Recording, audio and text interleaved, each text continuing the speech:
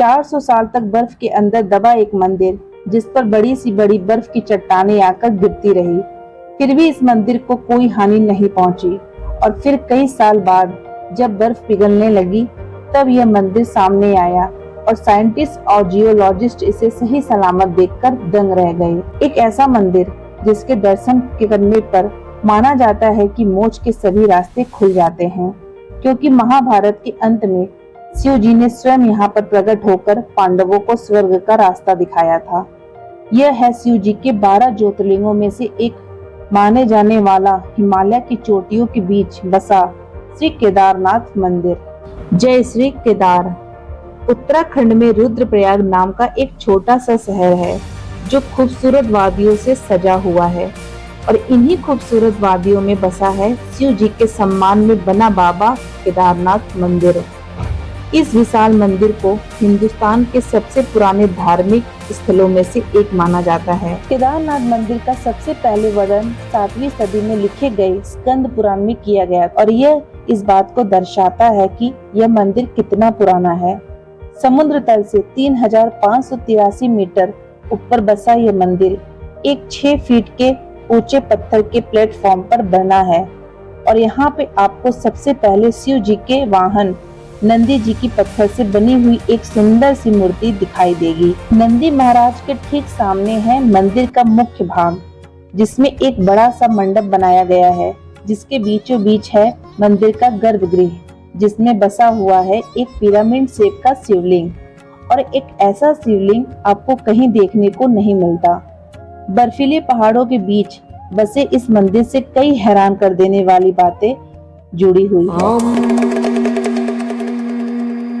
कहा जाता है कि इस मंदिर को पांडवों ने बनाया था। मान्यता के अनुसार महाभारत के युद्ध में अपने गुरु और अपने भाइयों को वध करने के बाद पांडव खुद को अपराधी मानने लगे थे, पापी मानने लगे थे, और फिर युद्ध के बाद उन्होंने कई वर्षों तक हस्तिनापुर पर राज किया।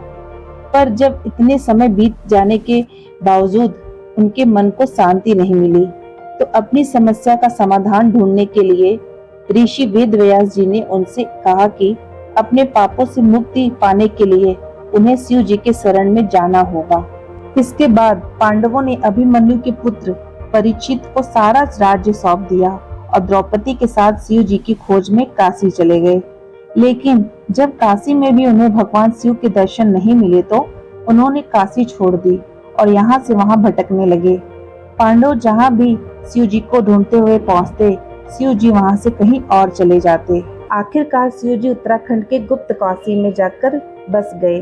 अब लोकल्स का मानना है पांडवों उन्हें ढूंढते हुए वहाँ पहुँचे तो उनसे छिपने के लिए शिव जी ने नंदी बैल का रूप धारण कर लिया और वह गाय के झुंड में छिप गए, और फिर काफी समय तक पांडवों उन्हें ढूंढते रहे। आखिरकार भीम ने उन्हें स्पॉट कर लिया, उन्हें पहचान लिया, और फिर पांडवों को अपनी तरफ आते देख नंदी रूप में खड़े शिव जी धरती में समाने लगे, और उन्हें रोकने के लिए भीम ने उनके पीठ के एक हिस्से को पकड़ लिया, और वही हिस्सा धरती के बाहर रह गया। वो हिस्सा एक पिरामिड शेप के शिवलिंग में बदल गया, और आज बाबा केदारनाथ मंदिर में हम इसी शिवलिंग की पूजा करते हैं। पांडवों की निष्ठा देखकर भगवान शिव जी प्रसन्न हुए और उनके सामने प्रकट हुए। उन्होंने पांडवों को माफ कर दिया और स्वर्ग प्राप्ति का रास्ता भी बताया। इसके बाद पांडवों ने शिव जी का धन्यवाद किया और जिस जगह पर शिवलिंग प्रकट हुआ था, वहां उनके सम्मान में एक मंदिर बनाया, जिसे हम आज बाबा केदारनाथ मंदिर के नाम से जानते हैं। कहते हैं कि जब बैल रूप धरती में समाया था, तब उस बैल का मुख रुद्रनाथ में, जटा कल्पेश्वर में, भुजाएं तुंगनाथ में और नाभि मध्यमहेश्वर में प्रकट हुई थी, और इसलिए केदारनाथ के साथ इन 4 स्थानों को मिलाकर पंच केदार कहा जाता है। वैसे ही केदारनाथ मंदिर के ओरिजिन से और भी कई सारी कहानियां जुड़ी हुई हैं, और कहा जाता है कि जो मंदिर हम आज देखते हैं वो 8वीं सदी में आदि शंकराचार्य ने बनाया था। पर आर्कियोलॉजिकल सर्वे ऑफ इंडिया ने जब इस मंदिर के पत्थरों की जांच की, तब पता चला कि इनका टाइमलाइन महाभारत के पीरियड से मैच करता है। कहा जाता है शिव जी के रुद्र रूप काल भैरव खुद केदारनाथ मंदिर की रक्षा करते हैं।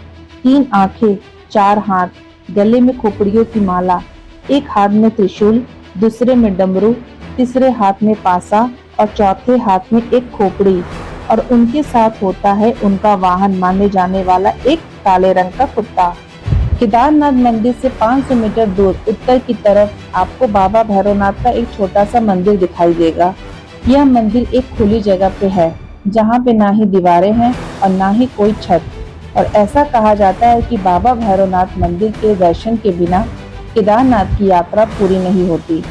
और जब एक्सट्रीम वेदर कंडीशन की वजह से साल के लगभग 6 महीने केदारनाथ मंदिर और उसके आसपास के जो एरियाज हैं वो बंद रहते हैं, उस समय मंदिर के पुजारी भी यहाँ आकर मंदिर की देखभाल नहीं कर पाते हैं। तो ऐसा माना जाता है कि तब शिव जी अपने काल भैरव के अवतार में आकर केदारनाथ मंदिर और उसके आसपास के सभी एरिया की रक्षा करते हैं। बाबा केदारनाथ मंदिर को एक डिजास्टर प्रूफ जगह माना जाता है। 13वीं सदी से 17वीं सदी के बीच एक ऐसा समय आया था जब ऊंचाई पर बसे कई माउंटेन रेंजेस और उनके सराउंडिंग एरियाज पूरी तरह से बर्फ से ढक गए थे, और फिर बर्फ के बड़े बड़े पत्थर और चट्टानें यहाँ गिरती रही, और इस वजह से इन एरियाज में काफी नुकसान होता था। जब यह बड़ी बड़ी चट्टानें घरों और इमारतों को गिरती तो वह जगह पर ढेर हो जाते। इस पीरियड को मिनी आइस एज भी कहा जाता है, और लगभग 400 साल तक चली इन मिनी आइस एज ने कई सारी इमारतों को ढेर कर दिया था। पर जब यह पीरियड खत्म हुआ तब सामने आया कई हजारों साल पुराना केदारनाथ मंदिर, जो आज भी उतनी ही मजबूती से खड़ा है। इस मंदिर को लोग आज डिजास्टर प्रूफ मानते हैं, और 2013 के उत्तराखंड फ्लड्स के बाद इस बात को और भी ज्यादा बढ़ावा मिला। उत्तराखंड में तबाही मचाने वाले ये फ्लड्स मंदिर के मुख्य मंडप के एक पत्थर को भी हिला नहीं पाए। यही इंसिडेंट के बाद आर्कियोलॉजिकल सर्वे ऑफ इंडिया ने इस मंदिर को स्टडी किया, और तब सामने आया कि केदारनाथ का जो मंदिर है ये एक डिजास्टर प्रोन एरिया को ध्यान में रखकर बनाया गया है। इस मंदिर के पत्थरों को आपस में जोड़ने के लिए इंटरलॉकिंग टेक्निक्स का इस्तेमाल किया गया है। इस टेक्निक्स में पत्थरों को आपस में फंसाकर एक मजबूत जोड़ बना दिया जाता है, ताकि बड़े से बड़ा एक्सटर्नल फोर्स भी इसे अलग न कर सके। लेकिन सबसे कमाल की बात यह है कि सोर्सेस के अनुसार इंटरलॉकिंग टेक्निक्स को हिलरी फिशर पेज ने अर्ली 1900 में डिस्कवर किया था, पर हमारे पूर्वजों ने कई सदियों पहले बनाए इस मंदिर को निर्माण में इस टेक्निक्स का इस्तेमाल किया था। तो क्या उनके पास पहले से ही इसका ज्ञान था? इसकी नॉलेज थी।